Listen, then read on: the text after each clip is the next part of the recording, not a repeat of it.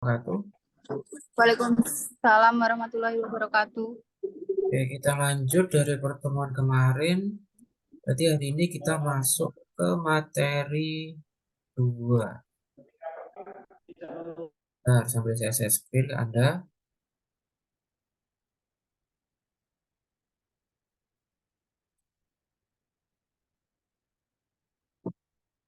Lanjutkan kemarin ya. Kemarin sudah perkenalan tentang struktur data. Kemarin juga sudah materi pertama tentang tipe data. Tipe data itu ada macam-macam. Mungkin kita bisa review sedikit. Ada yang primitif, ada beberapa tipe data yang sudah kekinian, sudah modern, sudah terkomputerized. Sekarang saya perkenalkan data yang pertama yaitu namanya array. Di kemarin juga sudah disinggung ya tentang array itu seperti apa. Nah, di sini array itu ada, saya kenalkan satu dimensi dan dua dimensi. Lebih dari ini, itu kita sebutnya array multidimensi. Nah, sekarang satu dimensi dulu sama ini yang paling banyak digunakan. Sementara array-array yang multidimensi sekarang juga sudah banyak digunakan, tetapi tidak untuk praktek biasanya, untuk big data biasanya. Nah, gitu. Oke, array adalah ini ya, sekumpulan elemen. Nah, beberapa elemen jadi satu itu namanya array. Kalau kemarin mungkin kita sempat membahas tentang integer itu apa, real itu apa, boolean itu apa. Nah, sekarang mungkin tentang array. Tipe data dikatakan array itu jika dia terdiri dari lebih dari satu elemen. Makanya array itu kita katakan sebagai sekumpulan elemen. Lebih dari satu. Nah, gitu. Array satu dimensi pun juga lebih dari satu kumpulan sebenarnya. Ada beberapa macam di sini. Kalau kita bentuk menjadi gambar yang sederhana, array itu kayak gini. Array satu dimensi, di mana masing-masing blok ini isinya satu. Itu yang kita sebut dengan array satu dimensi. Yang mendatar seperti ini, dari kiri ke kanan ini ya, ini kita sebut sebagai baris. Kalau yang ini naik turun dari atas ke bawah, ini kita sebut sebagai kolom. Kebetulan array satu dimensi itu barisnya satu. Nah, itu baris. Sehingga belum kelihatan kalau ini menjadi sebuah kolom. Nanti kalau arraynya itu sudah lebih dari satu dimensi, misal dua dimensi, kolomnya ini sudah kelihatan. Sudah berbentuk dia sebagai sebuah kolom. Gitu. Ini yang sebaris. Sekali lagi, kanan ke kiri itu baris. Atas ke bawah itu kolom. Nah, gitu. Untuk area satu dimensi, nah, plottingnya kayak gini. Namanya saja array. Dia adalah sekumpulan. Berarti di masing-masing blok ini isinya bisa macam-macam. Anggap saja blok pertama ini isinya buah, dan blok kedua ini isinya ayam. Nah, buah sama ayam itu udah beda. Terus yang ketiga ini misalkan di sini gelas, piring, ini pakaian, nah, udah beda-beda. Kalau tipe data array itu bisa menampung hal yang berbeda-beda kondisi. Itu bisa. Kalau tipe data yang lain belum tentu bisa. Anggap aja kayak integer gitu. Isinya bilangan bulat ya sudah. Semuanya isinya bilangan bulat. Tipe data real, isinya bilangan pecahan ya udah. Isinya desimal semua. Tapi kalau array itu bisa macam-macam. Nih misal kita bilangan, sini bisa huruf, sini bisa aritmatik, itu bisa kalau array. Ingat ya, kalau tipe data yang lain belum tentu bisa. Nah, itulah hal yang memudahkan atau menjadi nilai positif dari sebuah tipe data namanya array. Satu array bisa menyimpan berbagai macam. Nah, ini namanya indeks. Baris kolom ini namanya indeks. Berarti nanti pada saat mengatakan angka 6 ini di mana? Angka 6 ini berarti berada di baris 1 kolom 2. Nah, gitu cara baca. Kemudian angka 8. Di mana alamatnya atau di mana alamat indeks angka 8? Berarti di baris 1, kolom 3. Jadi membacanya jadi baris dulu. Nah, ini ya disusun rapi berdasarkan baris dan kolom. Jadi membacanya jadi baris dulu. Ini kebetulan kan barisnya 1, jadi masih mudah. Angka 9. Nih, berapa alamatnya, alamat arraynya atau alamat indeksnya untuk angka 9? Ini, berarti angka 9 ini berada di baris 1 dan kolom 5. Nah, begitu cara membacanya. Di berbicara array itu seperti halnya, mungkin kalian masih SMA masih ingat bicara matrik. Ada alamat matrik, ada indeks matriknya. Ya, jadi indeks matriknya ini berarti di baris 1 kolom. Biasanya pertanyaannya saja yang dibolak-balik. Misal ada pertanyaan, berapa indeks untuk angka 3 dalam array satu dimensi berikut, bisa gitu ya. Ini indeks atau alamat angka 3 ini adalah baris 1 kolom 1. Kalau misalkan pertanyaannya dibalik, pertanyaan dibalik misal untuk alamat baris 1 kolom 3 isinya adalah baris 1 berarti ini, kolom 3 adalah ini. Nah, berarti isinya adalah angka 8. Nah, gitu ya. Untuk membaca array, membaca indeksnya atau alamat. Nanti misalkan kamu sudah berbicara bahasa pemrograman. Nah, ini saya berikan contoh beberapa bahasa pemrograman. Ada bahasa C, bahasa Java, sama Python. Cara membentuk array atau mendeklarasikan array satu dimensi pakai ini. Pakai kurung kurawal seperti ini. Nah, kurung kurawal seperti ini biasanya untuk melukiskan atau membentuk alamat array yang di sini. Array 5. Nih. Berarti barisnya 1, kolomnya 5. Kenapa hanya ditulis seperti ini? Nah, ini sebenarnya sama saja dengan kita menuliskan kolom barisnya 1, baris 1, kolomnya 5. Nah, karena barisnya hanya 1, jadi nggak kita tulis. Karena angka 5 ini sendiri kita anggap sudah 1 bilangan. Nah, jadi kita cukup tulis 1 saja. Bisa ini juga sama. Bisa ini saya ganti ya. Misalkan 4 ini. Berarti ini nanti adalah jumlah barisnya 1, kolomnya 4. Nah, ini 4. Kalau yang di atas ini, contoh saja ya. Ini kebetulan sama dengan yang di atas ini. Jadi jumlah barisnya 1 dan kolomnya 5. Nah, begitu. Jadi untuk membentuk array.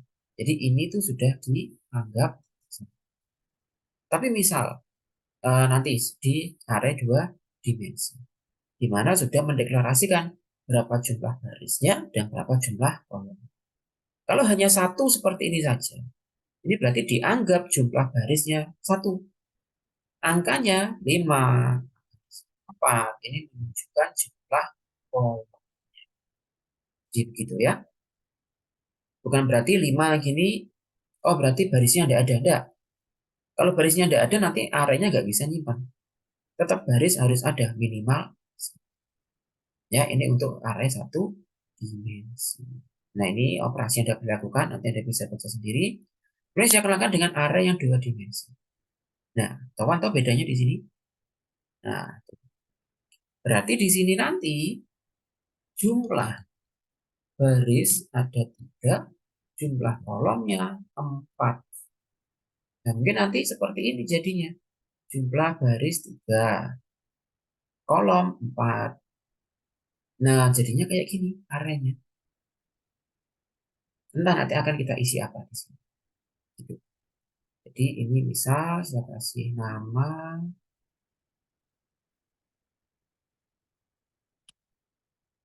oh, hasil Nah, ini ya.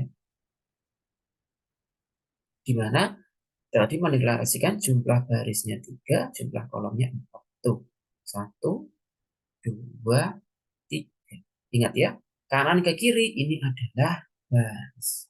Sementara yang ini 1, 2 ini, 3 ini berarti keempat. Nah, oh salah, ini berarti kebanyakan ini tadi.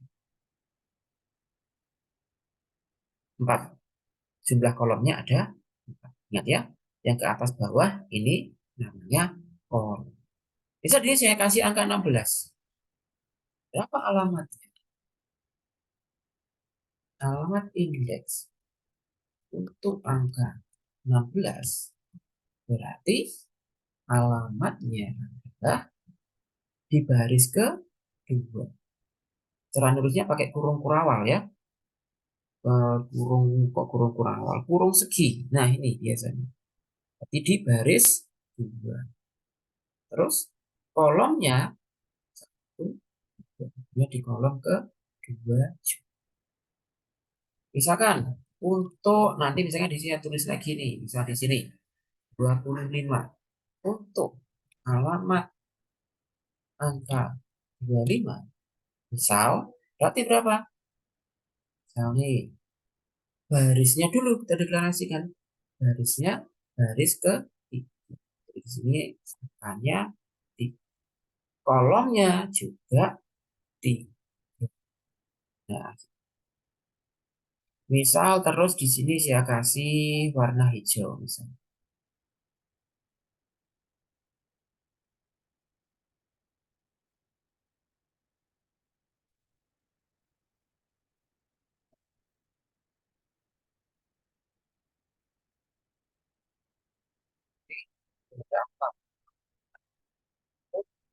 Warna hijau.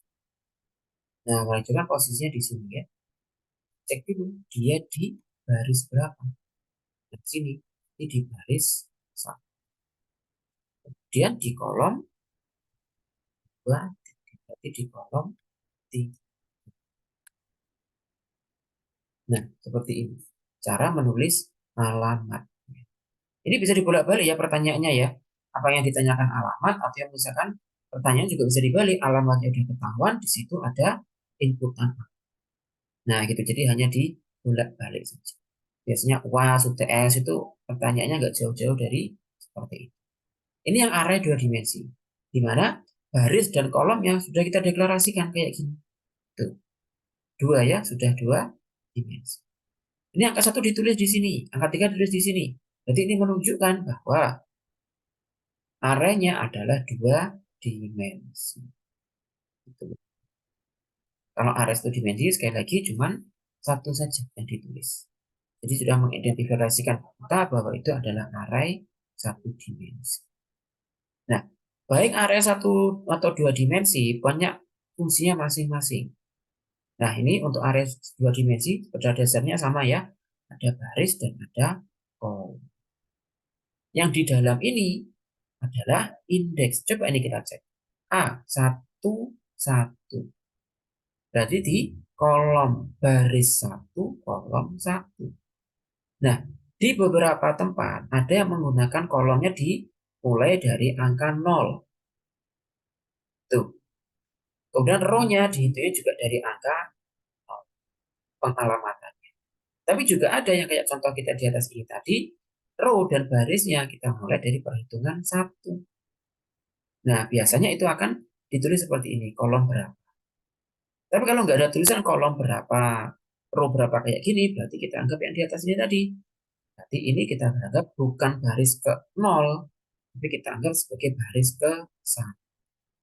Gitu ya, jadi jangan bingung loh. Itu kolomnya 0, itu kolomnya dimulai angka 1. Nah, enggak apa-apa. Beda-beda. Tergantung studi kasusnya kayak gimana nanti. Ada yang memulai dengan kolom 0, ada yang memulai dengan kolom 1. Jadi ada peka saja. Kadang ada pertanyaan, jika kolom dimulai dari 0, jika baris dimulai dari 0, maka alamat 1.1 terletak di mana? Di sini. Di kolom 1, row 1. Jika dimulai dari, nah biasanya ada pernyataan seperti itu ya.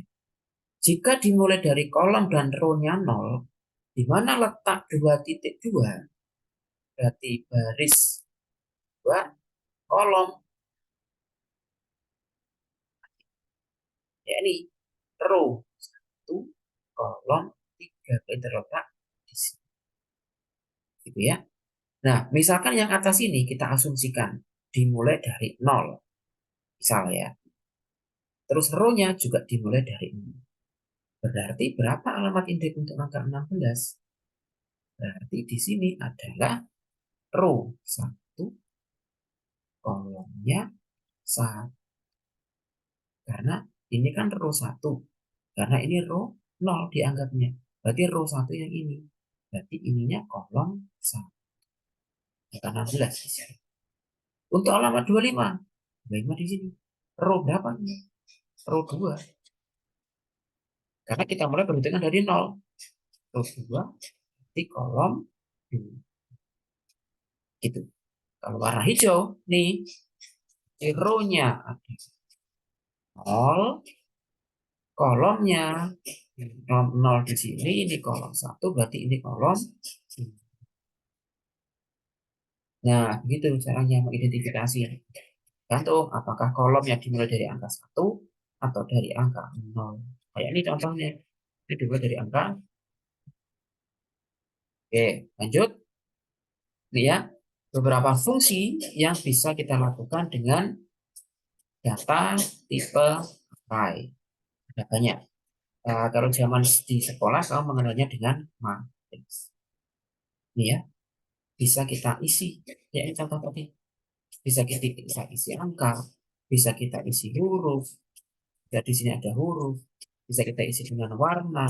Misalkan mau diisi dengan gambar buah juga bisa. Bisa di sini ada isi gambar misalkan ya.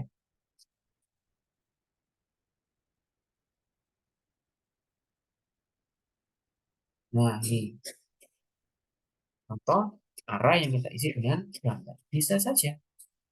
Bisa gambar. Nah, seperti ini juga bisa. Jadi array itu sangat fleksibel. Bisa kita isi gambar, diisi warna, 0 sekalipun, 0 maksudnya ya, 0 itu berarti tidak ada isinya. Kalau angka 0, ini berarti ada isinya. Isinya adalah si angka 0 itu sendiri. Ini angka juga, tapi kalau 0, ini berarti tidak ada isinya. Kosong. Barat kamar kosong itu kita isi 0. Tapi kalau di dalam ada angkanya 0 kayak gini, ini berarti ada isinya. Angkanya 0. Jadi struktur datanya gitu. 0 kayak gini bukan berarti kosong ya, beda. 0 ini ada satuannya. Kalau 0 kayak gini, ini kosong. Benar-benar kosong. Tidak ada apa-apa. Jadi gitu, nanti membedakan struktur data. Ada angka 0, ada 0. Jadi jangan kaget kalau nanti Anda menemui banyak sekali tulisan 0. 0 ini nggak ada apa-apa. Nah, kesimpulannya gini. Jadi array itu tipe data yang bisa kita isi dengan apapun. Diisi gambar bisa, diisi angka bisa, diisi huruf bisa, bahkan diisi spasi gini saja itu juga bisa kalau array.